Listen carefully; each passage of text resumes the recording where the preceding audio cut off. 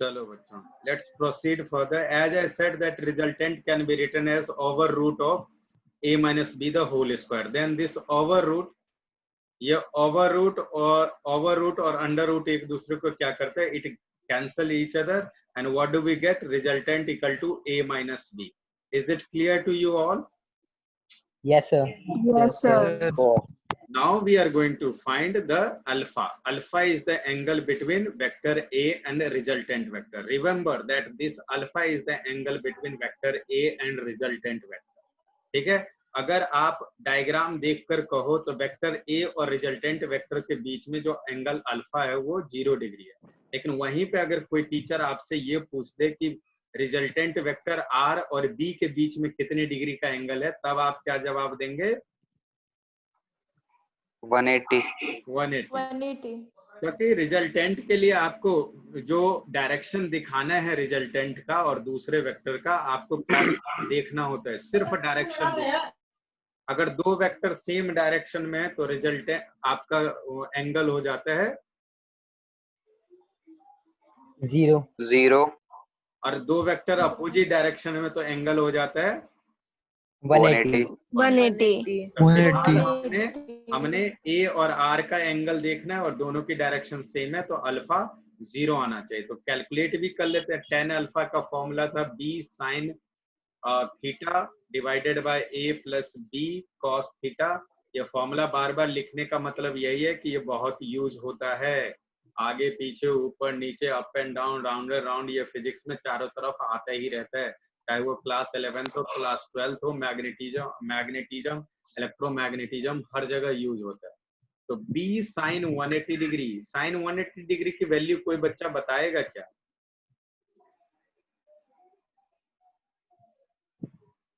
बताओ। sin 180 की value बेटा 0 होता है, ठीक है। तो ये क्या जगह b multiply by 0 divided by a plus b cos 180 degree की वैल्यू, cos 180 डिग्री की वैल्यू क्या होती है? -1. अभी यहाँ पे बताया था -1 होता है ना। तो हम यहाँ पे क्या लिख देंगे? इसको -1 लिख देंगे, तो यहाँ पे a माइनस b नीचे आ जाएगा। जब -1 यहाँ पे मल्टीप्लाई किया तो a माइनस b। तो tan alpha equal to 0 divided by anything is 0 only. तो alpha equal to what do you gate?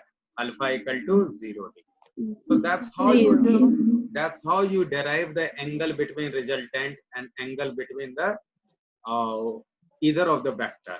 जो भी वेक्टर से आपको एंगल पूछा गया वो tan अल्फा के बेसिस पे आप फाइंड आउट कर सकते हो। अब तीसरा केस इसका करवाता हूँ बच्चे।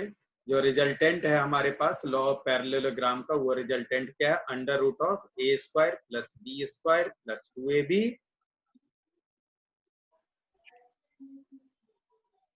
जवाब नहीं है किसी का। cos theta. cos theta. tan alpha equal to क्या है बच्चों? b sin theta upon a plus b cos theta. a sin theta b sin theta plus b sin divided by a plus b cos theta, है ना? a plus b b cos theta है। बिल्कुल सही। अब देखो बच्चे, हमारे पास क्या है कि तीसरा केस कर रहे हैं इसका, व्हेन थीटा इज 90 डिग्री। जब दो परपेंडिकुलर वेक्टर हो आपके पास, हमारे पास सपोज कर लेते हैं कि ये वेक्टर a है और ये वेक्टर क्या है हमारे पास? b है। तो जब परपेंडिकुलर वेक्टर 2 है तो इसका रिजल्टेंट तो आप लोगों ने किया हुआ ही है। रिजल्टेंट क्या था? जब दो परपेंडिकुलर वेक्टर था, ये rx था, ये ry था, तो रिजल्टेंट क्या था हमारा? Under root of rx square plus ry square. तो वैसे इस केस में जो रिजल्टेंट आएगा वो रिजल्टेंट कितना आना चाहिए हमारे पास? Under root of a square plus b square आना चाहिए। आया ना? Yes sir. और ये आएगा भी r स्क्वायर। r का जो फॉर्मूला पढ़ा है हमने ऊपर, उसमें थीटा की वैल्यू बस पुट करनी है।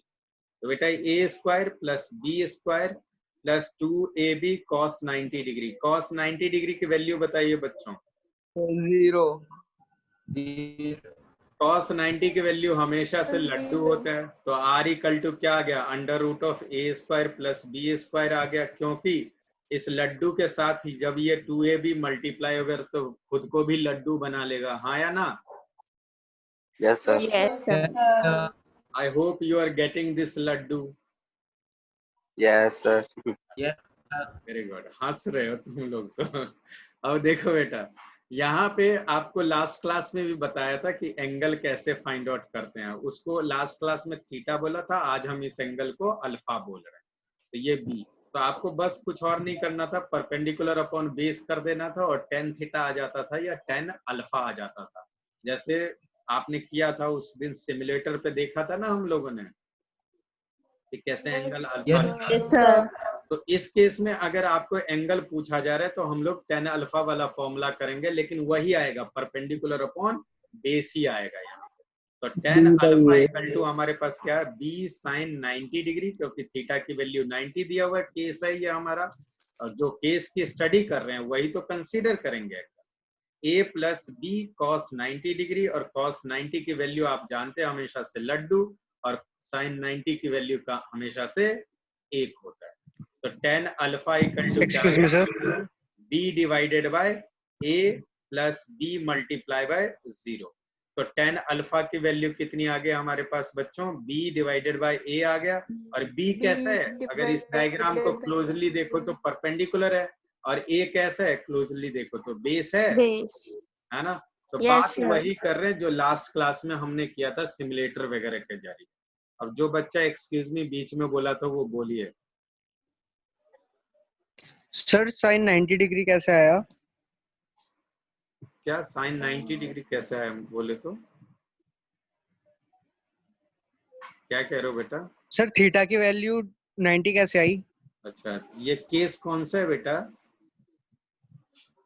अच्छा हाँ, यस सर यस सर। आत्मा तुम्हारा कहाँ पे है, यहीं पे है या लड्डू के पीछे पड़ा हुआ है? हाँ, भटक तो नहीं रहे इधर उधर। थीटा देखो ना, केस वही स्टडी कर रहे ना बेटा। Yes sir yes sir. इधर उधर ध्यान मत दो बेटा, घर में हो कोई बात नहीं, लेकिन ध्यान हमेशा फोन पे होना चाहिए, ठीक है? Okay sir. कहावत है ना, सावधानी हटी दुर्घटना घटी। तो इस छोटे से उम्र में इतनी बड़ी दुर्घटना करने के चक्कर में क्यों हो तुम, ठीक है? सावधान रहो बच्चों। देखो अब ना इसका क्वेश्चन करने में मजा है, okay?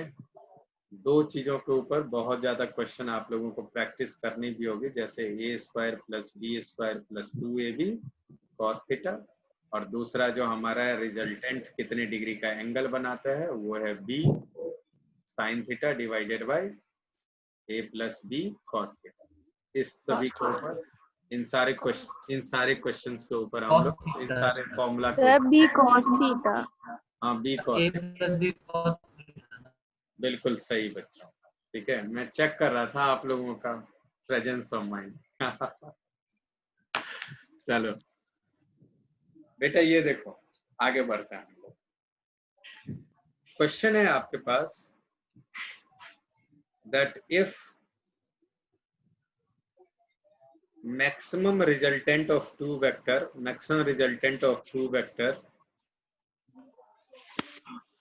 is 10 and minimum resultant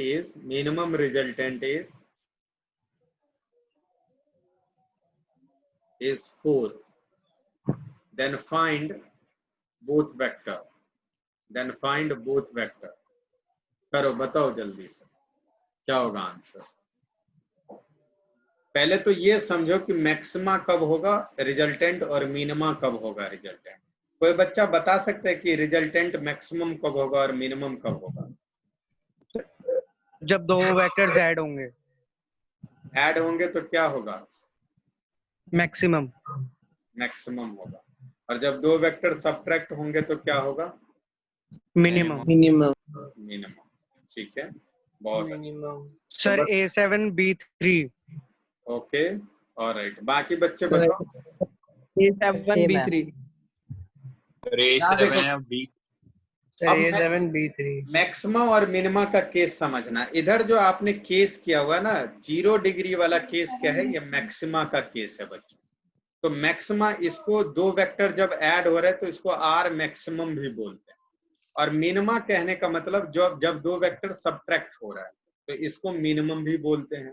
तो हमारे पास इस क्वेश्चन में यही दिया हुआ है कि आर मैक्सिमा की वैल्यू दिया हुआ है कि आर मैक्सिमा जो है उसकी वैल्यू a प्लस बी के बराबर होती है और उसकी वैल्यू कितने दिया हुआ है 10 दिया हुआ है। और आर मिनिमा जो होता है, आर मिनिमा की वैल्यू कितनी होती है 180 डिग्री वाले केस में a माइनस बी होता है और उसकी वैल्यू 4 दिया हुआ है। तो यहाँ पे दो इक्वेशन है, दो वेरिएबल है, आप फाइंड आउट कर लोगे एलिमिनेशन मेथड से क्लास 10th का। ये दोनों कैंसिल हुआ, 2a इक्वल टू कितना आया 14 आया। इसका मतलब a इक्वल टू कितना आ जाएगा 7 आ जाएगा, 2 7 जा 14। और b इक्वल टू किसी भी इक्वेशन में इसकी वैल्यू पुट कर दो तो b इक्वल टू कितना आ जाएगा 3 आ जाएगा। कोई दिक्कत बच्चों? No sir. No sir. No sir. अब क्वेश्चन में ना एक एक्स्ट्रा सेंटेंस ये लिख देगा कि देन फाइंड, ये नहीं लिखेगा कि then find both the vector, ये नहीं पूछेगा, ये लिखेगा कि then find resultant of both vector when they are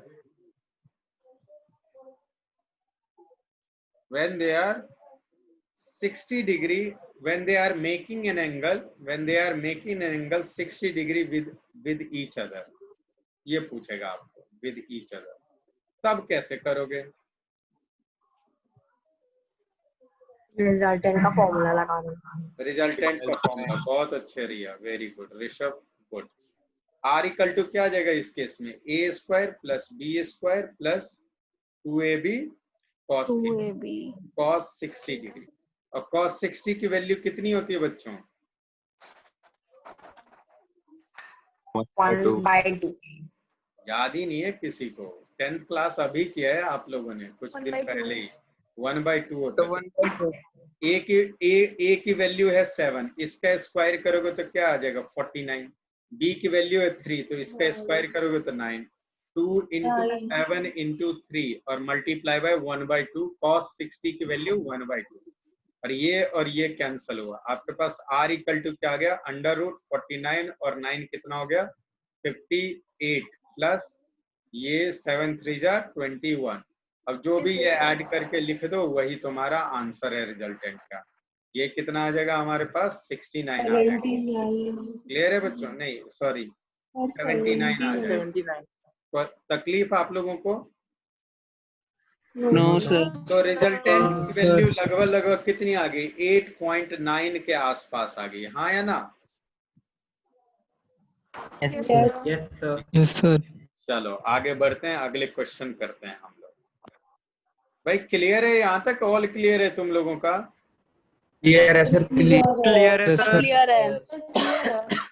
बिल्कुल सॉलिड बेटा, सॉलिड एकदम मजा आता जाए ना तुम लोगों को, तभी मुझे भी मजा आता है पढ़ने में पढ़ाने में, ठीक है?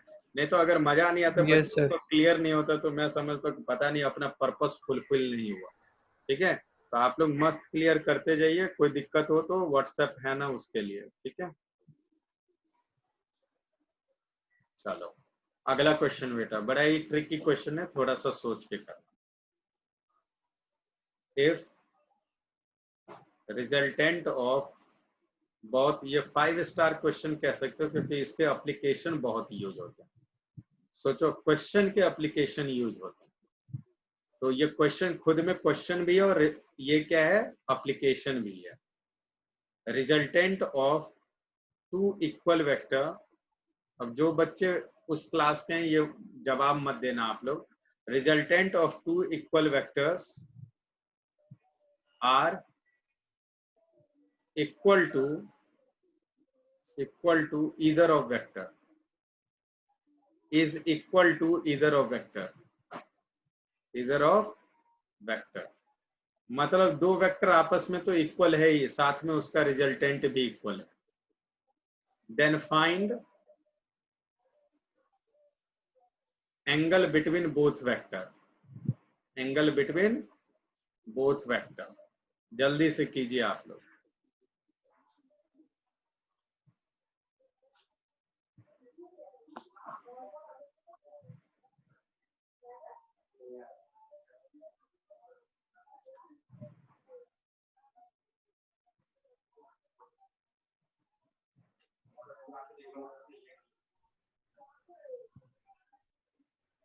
सुनो बच्चों, और भी 120 डिग्री। कितना बेटा? 120 डिग्री। अच्छा, शिवम ने जवाब दिया। मंजिला, what's your answer? Sir 120। Excellent answer, very good दोनों बच्चों, बहुत अच्छा। देखो आप लोगों को मैं क्वेश्चन का आंसर बता देता हूं। अरे वाह सैंडली, वेरी गुड सर 120। बहुत अच्छे बच्चे। 120 डिग्री। देखो यहाँ पे इस क्वेश्चन का आंसर कितना है? 120 डिग्री है। आपको वही फॉर्मूला करना है, आर स्क्वायर इक्वल टू क्या? A square plus B square plus 2ab cos theta. इसी के बेसिस पे आपको फाइंड आउट करके रखना है। एक तीसरा क्वेश्चन ये भी होमवर्क में दे देता हूँ, तो ये होमवर्क रहा बच्चों, आप करना है इसको। तीसरा भी दे देता हूँ आप लोगों को। If 2 vectors are perpendicular to each other and their ratio is, उनका रेशियो कितना है? Ratio is 6:8। 6:8 and their resultant is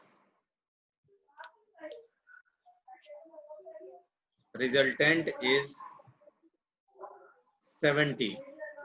Then find both vectors. दोनों वेक्टर की क्या फाइंड आउट करनी है आपको? मैग्नीट्यूड फाइंड आउट करनी है दोनों वेक्टर। तो ये क्वेश्चन भी करके आप लोग बता देना। ये दोनों ही क्वेश्चन काफी इंपॉर्टेंट है। इसको बड़े ही डिटेल में हम लोग डिस्कस करेंगे अगली क्लास में। ऑलराइट बच्चों, स्लाइड क्लिक। Yes, sir. ठीक है।